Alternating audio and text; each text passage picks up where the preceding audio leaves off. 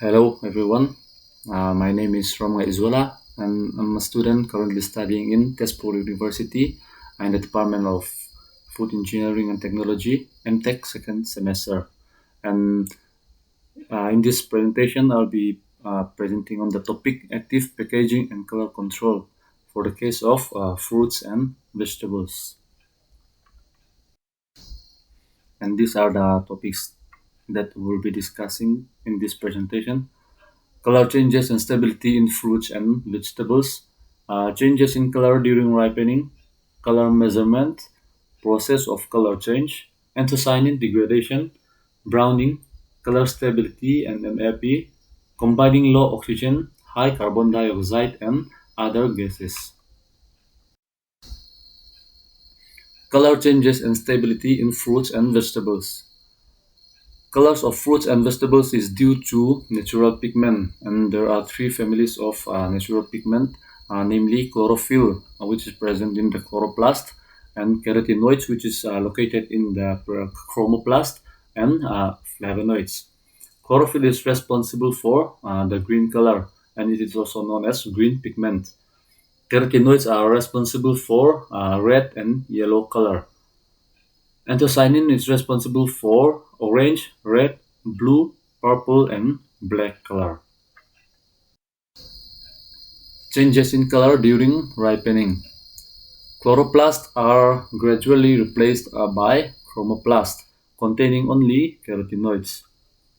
Carotenoids become unmasked when chlorophyll disappears upon ripening, accompanied by a marked biosynthesis of carotenoids. In many fruits, ripening is associated with anthocyanin biosynthesis. Different biochemical pathways are involved for each class of pigment. Color measurement. Internal and external color can be subjectively and objectively determined. Different color indicators used are such as color charts and chromatography like HPLC, TLC, and spectrophotometry like UVVIS and calorimetry and analytical techniques. Tristimulus calorimetric measurements are quicker and cheaper method and are non-destructive in nature.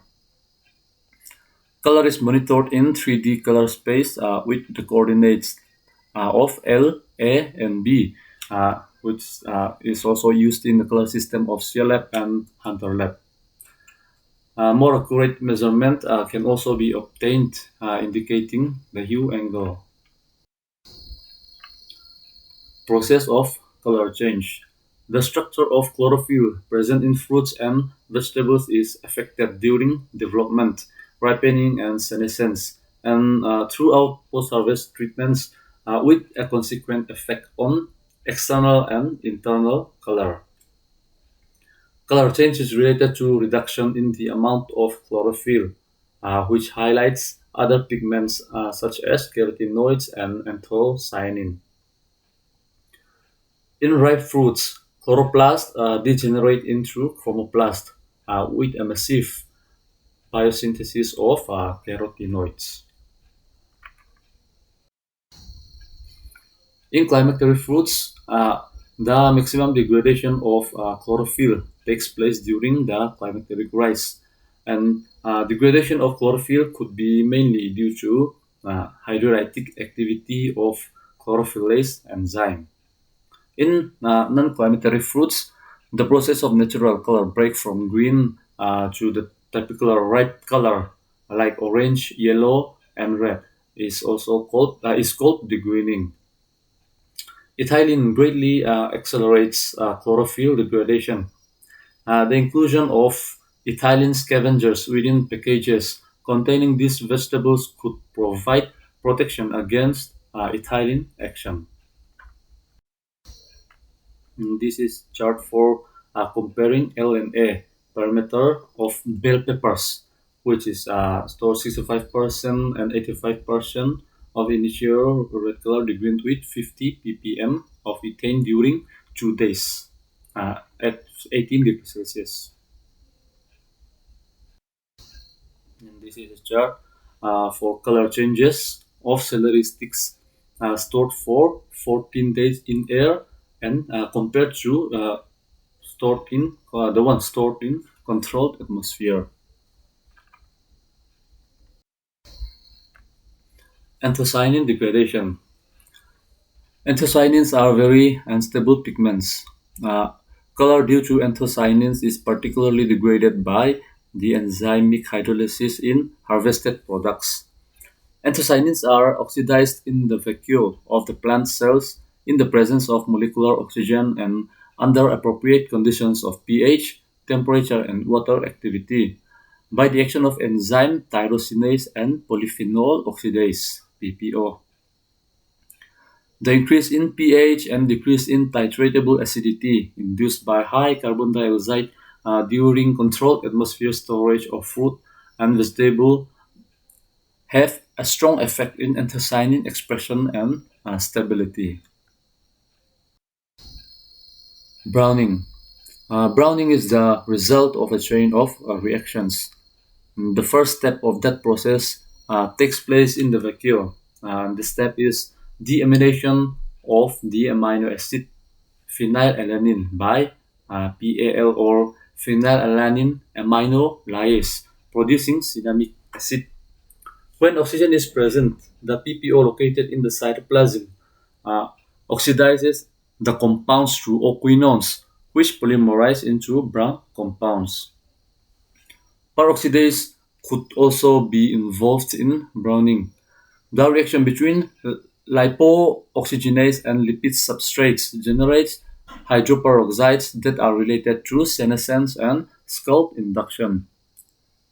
Browning could easily be evaluated by calorimetric methods. Color stability and MAP. MAP can bring the lowering of respiratory activity and ethylene production, delay in ripening and softening, limiting weight losses, and reduced incidence of physiological disorders and decay causing pathogens. MAP affects biochemical reactions related to pigment synthesis and degradation.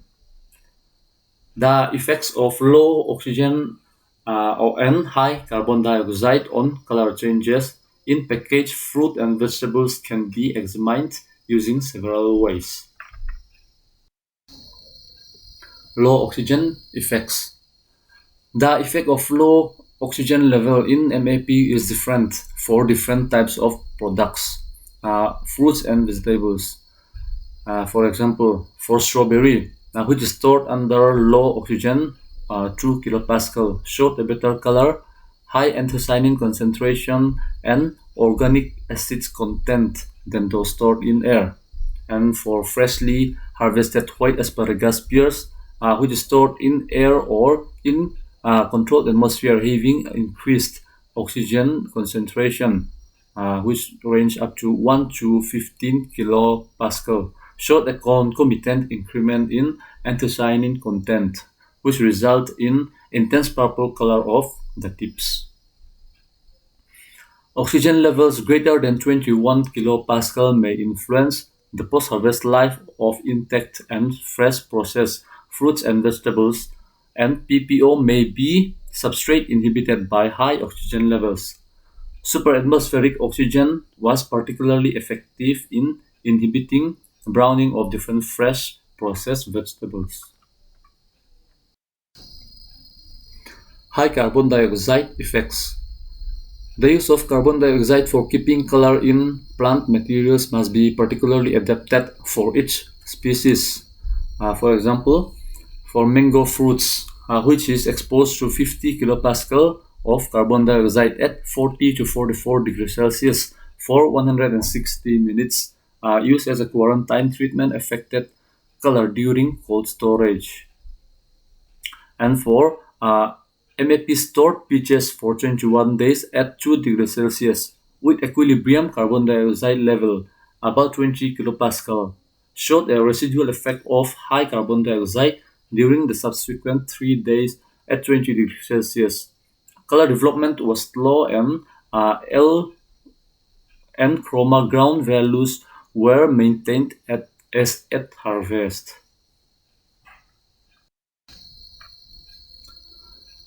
Combining low oxygen, high carbon dioxide, and other gases. When fruits were exposed to 20 different gas atmospheres involving oxygen and carbon dioxide levels of 5 to 20 kilopascal and 0 to 20 kilopascal respectively. It was found that changes in oxygen had a greater effect on color development than changes in carbon dioxide. For cherries, it was observed that the skin color exhibited a similar trend in 4 and AP. The hue shifted from red to blue, blue-red, and then back to red. Skin color is unchanged after 3 weeks of storage. The anthocyanin level of raspberry fruit increased during storage in normal air, while no changes were found after storing in controlled atmosphere of 10 kilopascal of oxygen and 15 or 30 kilopascal of carbon dioxide. High carbon dioxide at the rate of 29 kilopascal and low oxygen at 1 kilopascal lead to anaerobic respiration, which cause great degradation of chlorophyll in snow pea pods. For keeping quality and avoiding browning of fresh cut butter head lettuce, it was found that levels of oxygen lower than 3 kilopascal combined with carbon dioxide lower than 10 kilopascal were optimal. Other gases. Argon and other noble gases could be used for MAP applications, although they are chemically inert and they are biochemically active. Their solubility in water is higher as compared to nitrogen and oxygen. They interfere with cell membrane fluidity and oxygen receptor sites of enzymes. Uh, the combination of carbon monoxide at concentration between 5 to 10 kilopascal with oxygen levels lower than 5 kilopascal have been shown to be able to retard browning and which extend shelf life in fresh cut lettuce and other products. The use of exogenous nitrous oxide by initial short-term fumigation could extend the post-harvest life of fresh horticultural products through inhibiting ethylene production and action. Future trends. For cut apple and potato, the use of cellulose-based edible coating as carrier of antioxidants, acetylants, and preservatives prolonged storage life by 1 week when stored in overwrap trays at 4 degrees Celsius. Combination of several browning inhibitors was more effective to reduce browning of fresh cut mangoes than those applied individually. The quality of lychee greatly depends on post-harvest treatments to suppress pure browning. To replace current standard treatment with sulfur dioxide, spraying with hot water at 55 degrees Celsius for 20 seconds while being brushed was evaluated. And that's all that we can cover in this presentation. And thank you.